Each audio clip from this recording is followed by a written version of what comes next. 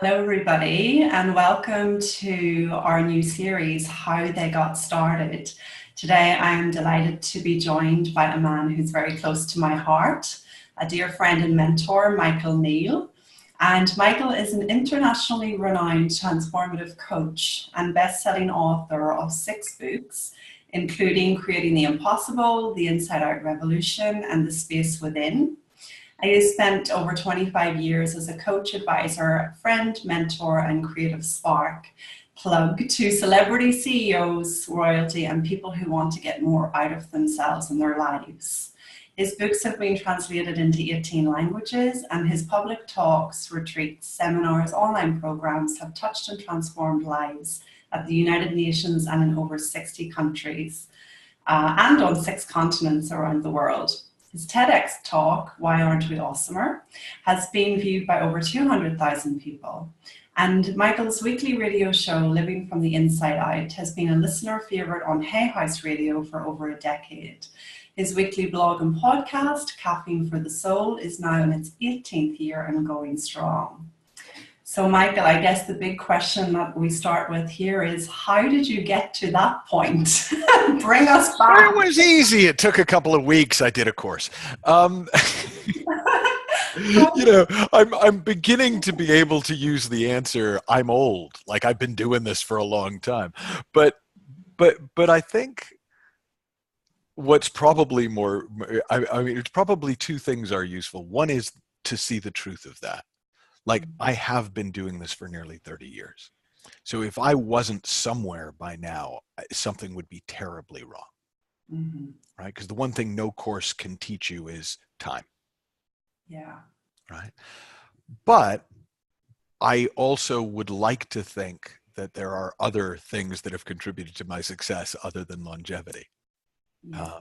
And so again, I sort of assume that's what we'll be talking about for while we're together. But I think the main ones are, I love what I do. So that has kept me at it when success was less apparent, right? I wasn't doing it in order to be successful, in order to make a certain amount of money, in order to whatever. I was doing it because it's what I really am interested in. And for a while, I thought of it as my sideline, my hobby. I didn't think of it as my career, really. Even though I'd been doing it since 1990 professionally, I didn't think of it as my career till about 2005. Do you think that gave it a level of freedom? Oh, I know it did. I mean, it wasn't on purpose so that I would have a level of freedom. Yeah. But it meant that it never really mattered. In my head, it was like, hey, this is just what I do. You like it? Great. You don't like it? Cool, whatever. And I do think that sometimes we rush to turn our avocation into our vocation, to turn something we love into what we do for a living. And I think it's a mixed blessing. I don't think it's a bad idea, but the idea that it only counts if we get paid for it can often get in the way of people early on. Yeah. You're probably not good enough to get paid at it when you're starting out. Not to get paid a lot at it, whatever it is. I mean, doesn't mean don't charge, doesn't mean don't try, but don't beat yourself up if not. I mean, you will get good at it if you stick with it, whatever it is. But it's really unlikely in those first couple of years that you're great. You may show great potential, you may have great moments, but consistently great takes time. Yeah. So tell us, Michael, what actually led you on to the coaching path? Well, what led to the coaching path, it was interesting when I look back at it. So I was just a messed up kid. So I was a troubled teen. I struggled with depression and suicidal ideation. And so initially I got interested in the mind and psychology and self-help because I was struggling and I wanted to not struggle. And then because I got into a field called NLP, neuro-linguistic programming, and because it was taught therapeutically, I kind of became a therapist to get better at NLP. So like, even though I was doing it for me, I was like, well, okay, I'm learning all these therapeutic techniques. I may as well do some theraping. And I got actually very good at helping people with panic attacks. And so I did that for a while. And then I had an experience with a woman named Esther. And Esther came to me. She was agoraphobic, so she couldn't go out, and terrified of open spaces. And I, looking back on it quite arrogantly, said, well, I'll work with you, but you have to come to me. Because I kind of, part of it was sensible. Look, if you can get to me, we can probably get you the rest of the way. But when she got to me, she had ridden on the floor of the back seat of her boyfriend's car under a pile of coats. Like it was that bad. And I sort of remember the session we talked about. She described an experience to me of having been on a bus in South London and looking out the window, looking at the person next to her, and feeling like the barriers between her and that person dissolved, and that they were almost of the same energy. And then looking around the bus, and whatever she looked at, the barriers would dissolve, the boundaries would dissolve, and she would be one with them, looking outside the bus at people and feeling like they were one. And in my mind, I'm thinking, oh my God, she had a little enlightenment experience. And then she's telling me the story, and she said, and that's the moment that I realized Satan had taken over my body. Wow. And I was like, ugh. So I talked to her and I did my thing. And at the end, she was able to walk out without coats on her head, which I thought was definitely progress. But what happened was, the week between that session and when we were supposed to speak next, two things happened. The first was I got my first acting job, professional acting job, which was going to get me my equity card up in Manchester. So I had to leave town immediately to go up to Manchester. And the second was, there was a message on my answering machine from Esther. And the message was, Michael, it's very important that I speak to you. Please call me. And I didn't. And I had all sorts of excuses in my head about, well, I've got to get up to Manchester and this and that. But it felt irresponsible even at the time. And I decided that if I wasn't up to the duty of care, I shouldn't do this for a living. So I completely stopped working with clients for the next 2 years. I continued to teach, but I just thought, okay, I'm not responsible enough to have one-on-one clients. Mm-hmm. So 2 years later, roughly, we get a call. You asked, I'm assuming you actually want the whole story at this point. I'm halfway in. But I got a call, and again, on the answering machine, and it was, hi, Michael, you probably don't remember me. My name is Esther. You did a session with me a couple of years ago. And I'm in my head going, Jesus Christ, you were my last client. I remember you. And she said, I'm wondering if we could meet for lunch. And she named a cafe, and I kind of thought in my head, you know what, whatever shit she wants to give me, I deserve. So I agreed to it. And so we arranged where to meet, and I went in, and it was her boyfriend, two people I assumed were her parents, and two people I assumed were her grandparents. And I went, crap, I have walked into an intervention. But I thought, you know what? It's on me. I'm the one who didn't return the call. Well, it turned out they were all there to thank me, because her entire life had changed as a result of that session. And her boyfriend, now fiance, was there to thank me for giving him the woman that he loved. Her parents were there to thank me for giving them back their daughter. Her grandparents were there to thank me because, just in passing, she had mentioned that her grandmother had cancer, and I shared with her a book of Christian healing, because I knew that she was from a very Christian family that I had enjoyed, and the grandmother had used it and her cancer was gone. And I'm like, oh my God, you're why I quit. Mm. And so I had to reconsider it, and I thought, well, I'm not okay making my living by helping people who are suffering, because that means that people who are suffering that can't afford me don't get help. There's something about that setup I didn't like. I'm not saying people shouldn't be therapists. I'm saying it didn't work for me. And then I came across coaching. So I came across that there was a field where you took people who were basically okay. They might be struggling in their business, but I mean, fundamentally functional humans, and you helped them do better. And I was like, well, yeah, I'm up for that. And so I retrained as a coach, and that's what I've done ever since.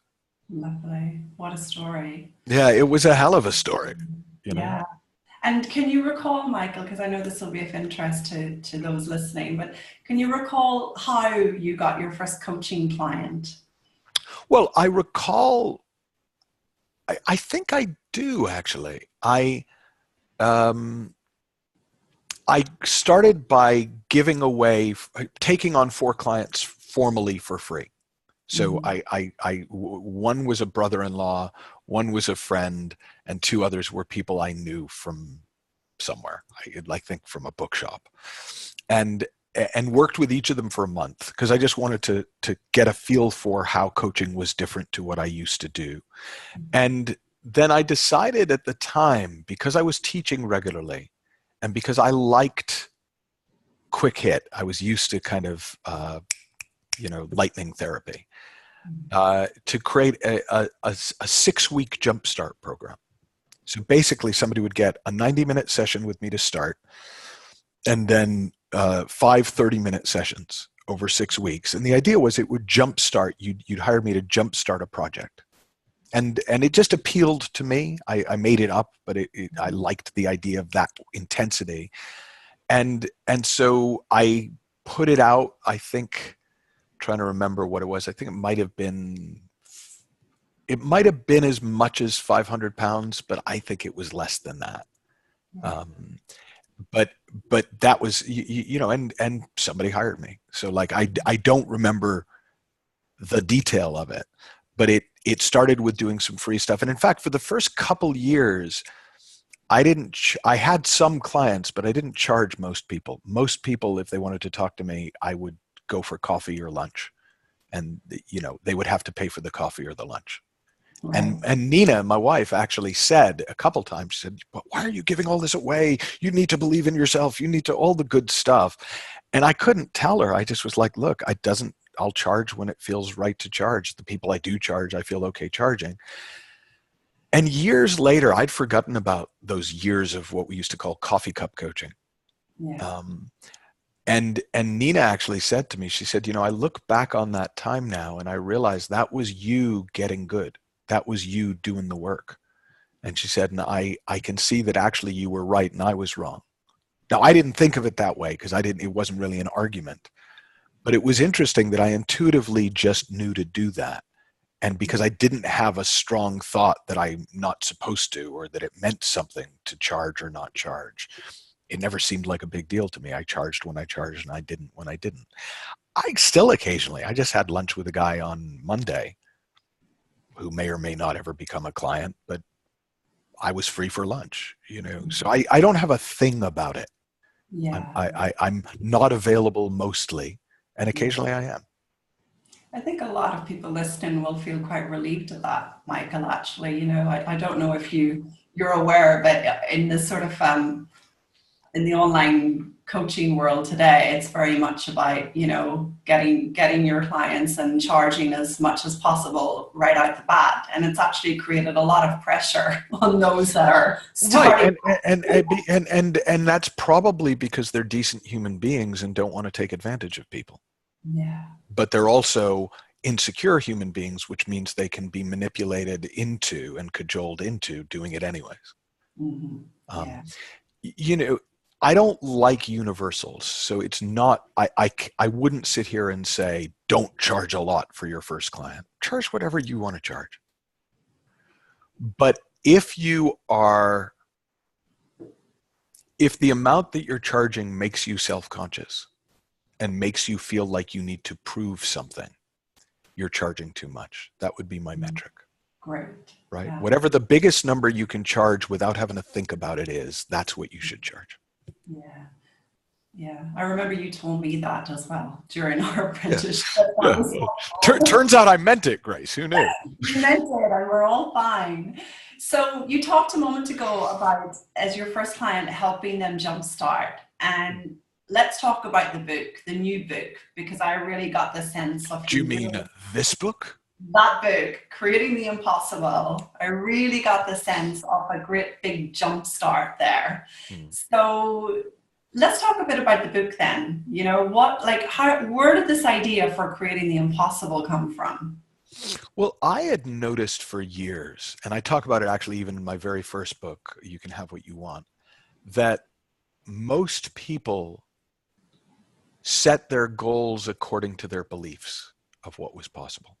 So they didn't go for what they actually wanted. They went for the biggest thing they thought they could pull off. And the problem with that is we're terrible at predicting the future. And almost all of us have either a grandiose vision of what we can do or a tiny one.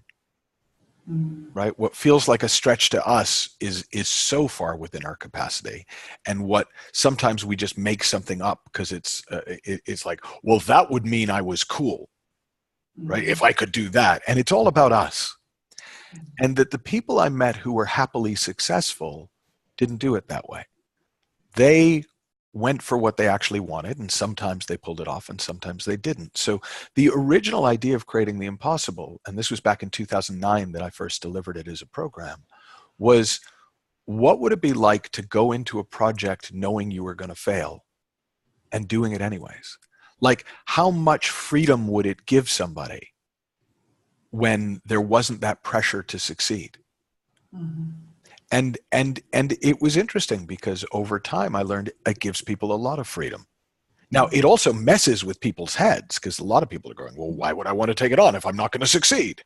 Yeah. But at some point, people fall in love with creating. And when you fall in love with creating, possible and impossible don't seem so real. Because impossible just means I can't see how it's going to happen. But in the realm of creation, where literally everything is coming from nothing, you're always starting with a blank canvas or a blank page.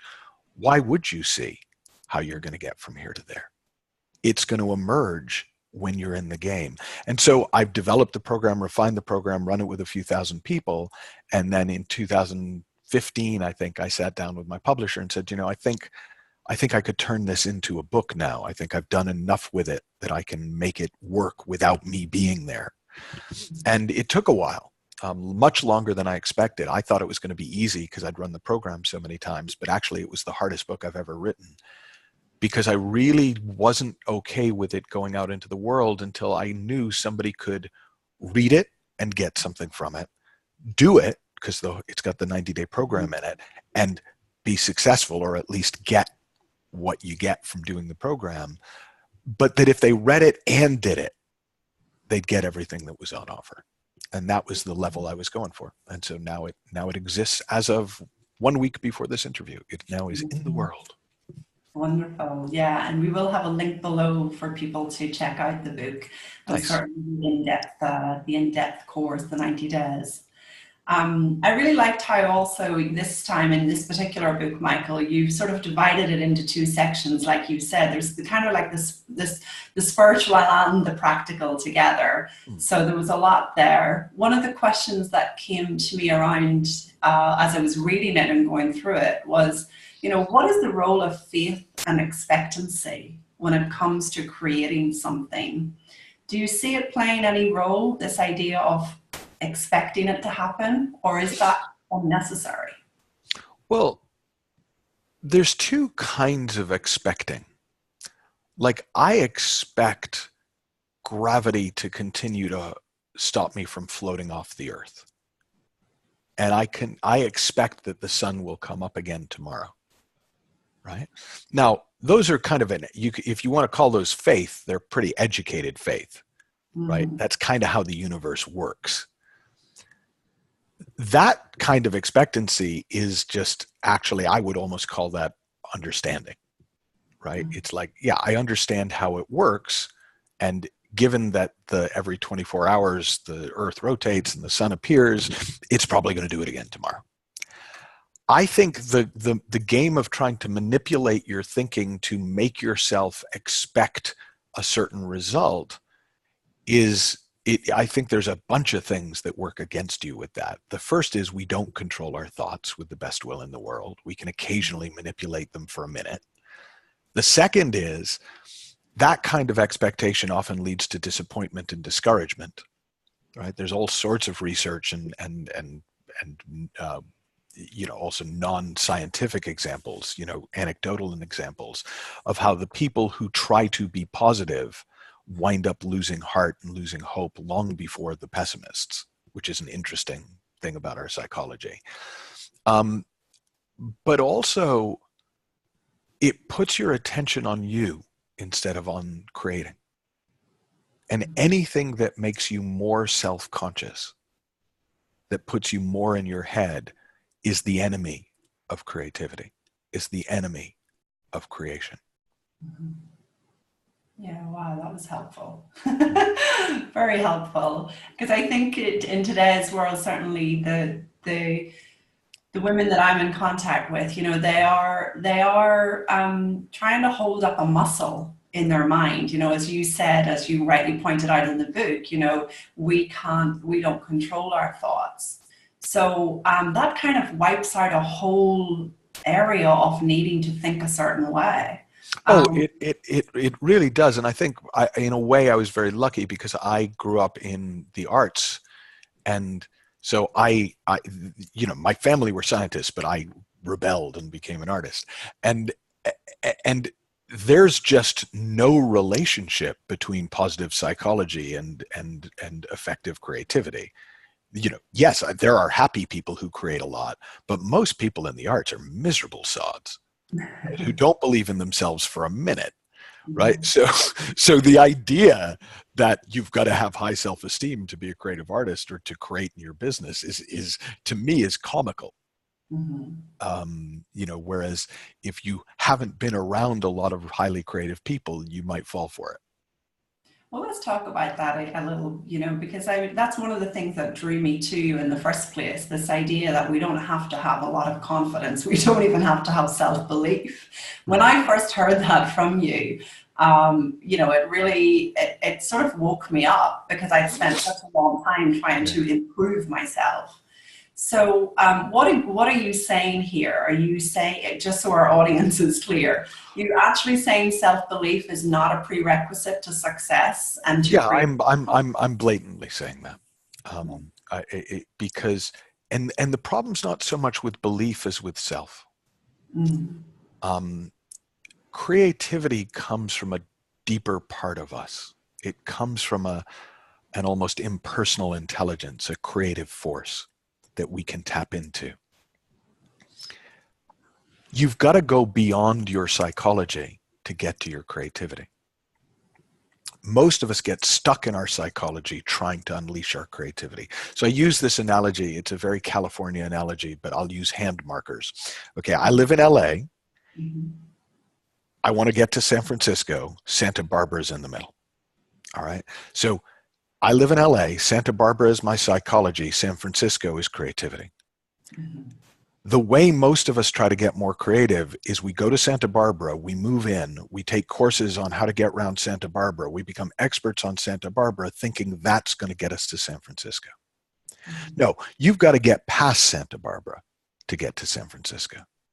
You've got to find a way of living with your psychology that allows you to tap into your deeper creativity.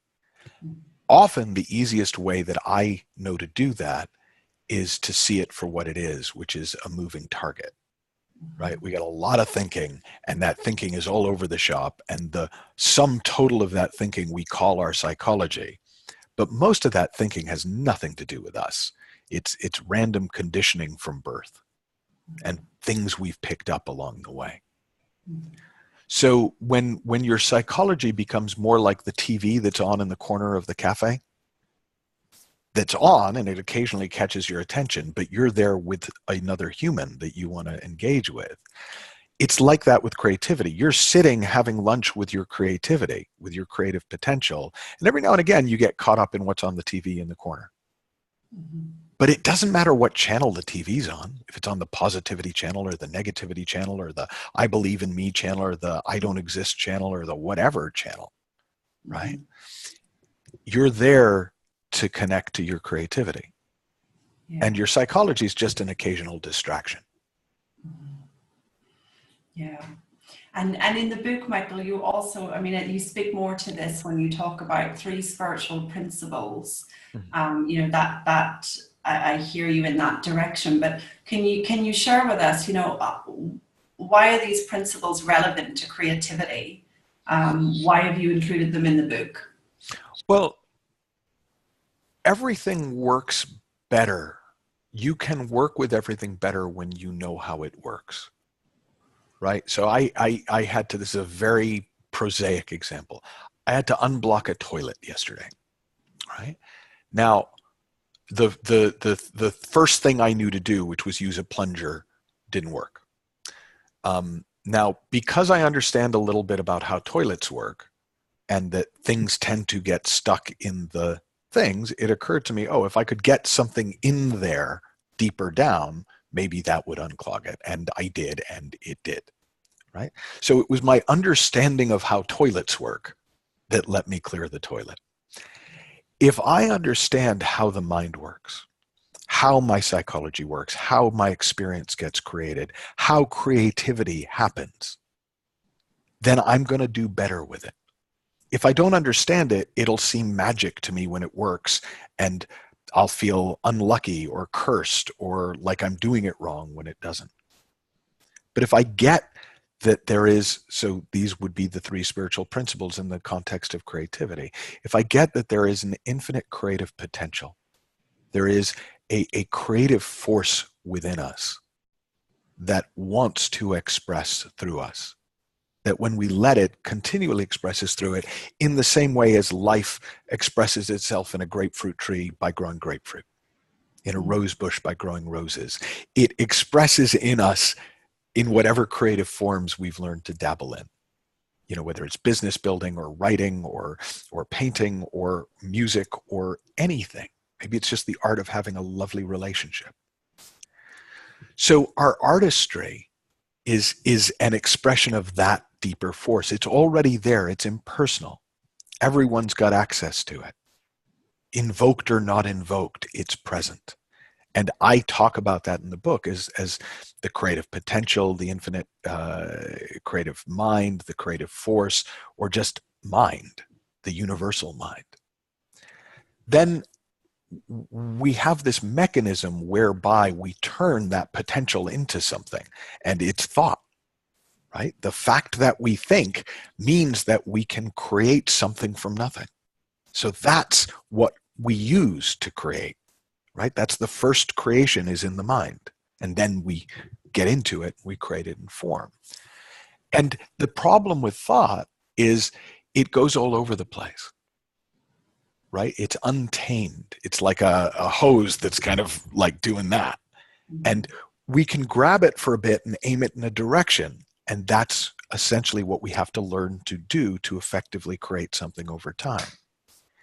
And then there's this third variable, this third thing that I talk about in the book is consciousness.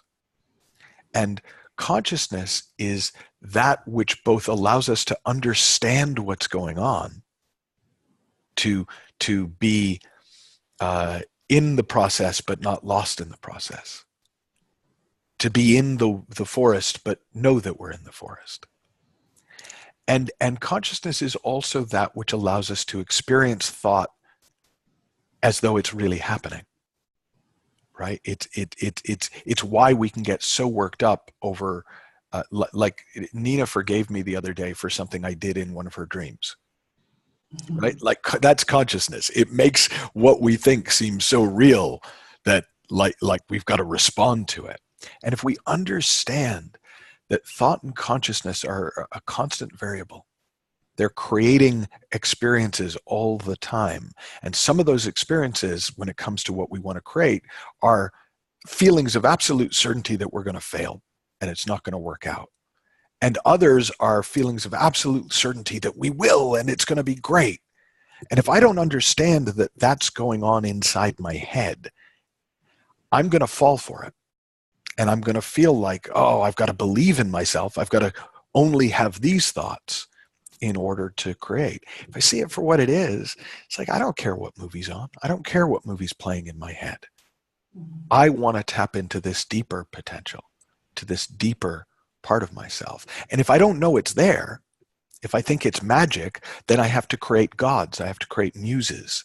I have to create all the things that artists have created over time, superstitions, in order to be blessed with this creative spark. Well, it does feel sometimes to me like a blessing. It does feel to me sometimes like a gift. But knowing that it isn't, or that it's a gift that everybody gets, that I don't have to earn through merit, is very helpful, because it takes the pressure off me to satisfy the gods in order to be creative. Yeah. I just have to show up. I think that's what's fundamentally different about this book compared to other books on, pointing in the direction of getting things done and productivity and getting things created in the world. So what I wanted to ask you next was, why do you think we procrastinate? Well, I think there are a few different things that all get bundled under the label of procrastination, right? One is we make up how long something should take or how quickly we should be getting it done. And then we judge ourselves by that standard and call anything else procrastination. Not seeing that we made up how long it was supposed to take or how quickly we were supposed to get it done in the first place. So I think most procrastination is more a function of being terrible at predicting how long something's going to take for us to do than it is a character flaw. Right. Sometimes we don't do something because we make up a consequence. We don't do it on purpose, but like we make up in our thought, feeling, consciousness thing. We watch a movie of how dangerous it would be for us to be successful, or for us to go in and fail and then feel miserable and want to kill ourselves, or whatever your version of it is. Mm-hmm. And that looks so real to us that it puts us off, even if we're not conscious that we're doing it. And that looks like procrastination. But really what it is believing a made up future in your head, not Right. seeing that you made it up. And then occasionally, what we call procrastination, and this kind of ties in with the first one, is what I call perfectly timing the universe, right? The time to harvest the grapes for the wine is when the grapes are ready, not when you think you should. If you try to harvest grapes for wine on a schedule, you're going to wind up with some pretty terrible wine, right? The grapes get a vote. It's the same with creativity. Life gets a vote as to what the timing should be. And if I know that, I'll dance with it. It becomes part of the game, is sensing ripeness, sensing an idea whose time has come. If I think it's all up to me, and that if I'm not doing it, it's because of a character flaw, a psychology flaw, whatever it is, then I won't even notice that the grapes aren't ripe. And that in fact, when I do get round to picking the grapes, it's when the grapes are ready. Mm-hmm. And that's what I've seen over the years, is that so often people are perfectly timing the universe, but beating themselves up for the fact that it took longer than they thought it was supposed to. Mm-hmm.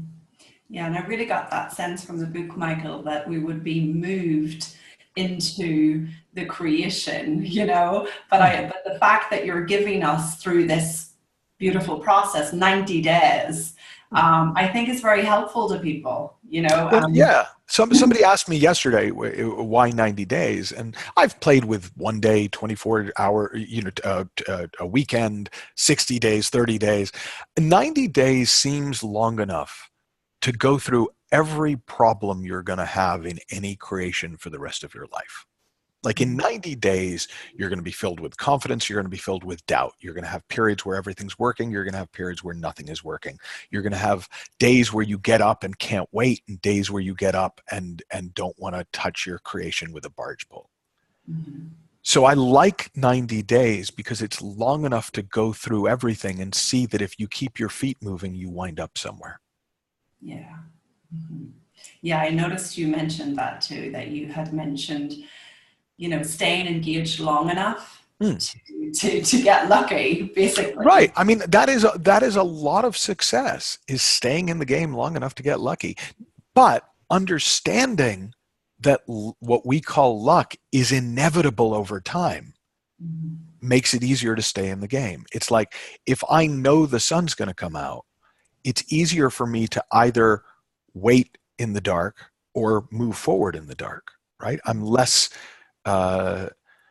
susceptible to thinking it's either a terrible idea or a great idea, because I get it, it's dark right now, it'll be light later, and I can do with that what I will. In the same way, if I know, and I talk about it in the book as that what we call luck or coincidence or inspiration or a big opportunity is 100% predictable, it's just 90% unpredictable how and when and where it will happen. So it's 100% reliable. It's just 98% unpredictable. Then it's easier to stay in the game because it's like, hey, I don't know when this is going to click, but things have a tendency to click. And once they do, boom, it unfolds. Yeah, it's really given us a chance to get started and get going. That's what I love about it. Yeah. And you also mentioned, Michael, in order to create momentum, sort of generate that productivity, there are sort of two things that you recommend. One is, are you having fun? And the other one is, are you all in on the project you're creating? Could you talk a little more about those two areas? Yeah, it's been interesting because I've worked with a lot of companies and a lot of entrepreneurs and a lot of solopreneurs over the years. And it's really apparent the difference between, I can pretty much tell somebody whether or not they're going to stick it in the first conversation. Now, I'm not always right, but I'm pretty right. And what I realize that I notice is, are they in? Like, have they actually decided to do it, or are they kind of still messing about? And I'm all for messing about, right? Messing about's not a problem. But until you are in, you don't have access to the same resources. It's almost like in apps where they have the basic app and then the pro app you have to pay for, and the pro app just has so many more features. Mm-hmm. Well, with us, there's our resourcefulness when we're kind of playing around with something, and then there's the resourcefulness that becomes available to us when we're all in. Mm-hmm. So that level of all in, of engagement, of yeah, this is what I'm doing, that's huge because of what it opens up in us. If I'm in and the TV in the corner is telling me, yeah, but you should be careful, it doesn't matter, I'm in, right? If I'm in and the voice in my head is telling me, yeah, but are you sure this is what you want to do? It's like, oh, piss off, voice. I'm doing this, right? It may or may not work, but this is what I'm up to. And so that's huge. And then the enjoyment part is kind of back to what I was saying at the beginning of, I love what I do, so I'm kind of going to do it whether it works or not. If I'm enjoying what I'm doing, if I'm finding a way to engage with it that is generally enjoyable, not that I have to enjoy every moment of everything, but if generally speaking I'm having fun, I'm going to stick with it. I'm going to enjoy it. I'm going to keep playing with it because it's fun, and then that keeps me in the game long enough to actually get somewhere. Mm-hmm. Whereas if I'm only doing it for the result, the minute I think I'm not going to get the result, I'm out. Yeah, it's much more helpful. I find those two areas very helpful to generate engagement. And a question that's just coming to me, I'm going to say it anyway, is, what's your take on the starving artist, or the starving coach, as it may be for those listening here today? Have you got any wisdom in that direction? Well, I neither think of it as romantic nor horrific. I think the problem is when we combine the two words as if they're meaningful, right? An artist is anyone who creates, right? And there is an art of living. There's an art of relationship I mentioned earlier. There's an art of business. There's an art of coaching, right? That's the artistry. Starving means you're not very good at money yet. Mm-hmm. And so there's an art to money, right? So you can get good at making money and you can get good at your art, whatever your work is. And they're not the same. They're two separate disciplines. It's like getting good at painting and getting good at music. getting good at writing, and getting good at selling. And when you combine them and think, oh no, I have to be good at this to be good at that, then you get confusion and you get struggle. So I always encourage people to work on their craft, because ultimately, if you're good at what you do, that's going to make it easier to make money. But I also encourage anyone who wants money to get good at making money, to let that be another expression of this creative force, another expression of this inner intelligence, another expression, another place where you can have fun. Because making money can be every bit as much fun and creative as whatever you do for your art, whether that's business or something that other people would call art. Yeah. Cool, cool. So we know you have a course coming up, Michael, to support the book, the 90-day program for the Creating the Impossible. When is that starting? So that starts January 21st. We take people through the beginning of February. And essentially, that's the course that the book came from. So it's, people get, I talk at the beginning of every week on a video. They get daily audios. Twice a week, we do sessions, one with me, one with one of my coaches, to support them. And there's a whole community. So for some people, one of the things I loved about putting it into a book is, for some people who just want to go into their cave, right? They can do that with the book and use it that way. For people who love the energy of a group, that's why I still run the program, because it's incredibly fun. For people who want to be coached through it, that's why I love having a group, because I and my coaches can coach people through it. And so it's another way to get to the same place. And it just suits some people more to do it in a group program. And for some people, it's perfect to just have a book. And what I'm hoping is that people who do the group program will get some extra support by having the book as a reference, now that it exists. Great. Well, we'll post the links below for Cool. both. And thank you so much for being part of our series on how they got started. I think this conversation around getting started is the place to go, and it's really helpful for people to move forward. So thank you so much for today, Michael. Cool. Great to see you. You too. Bye.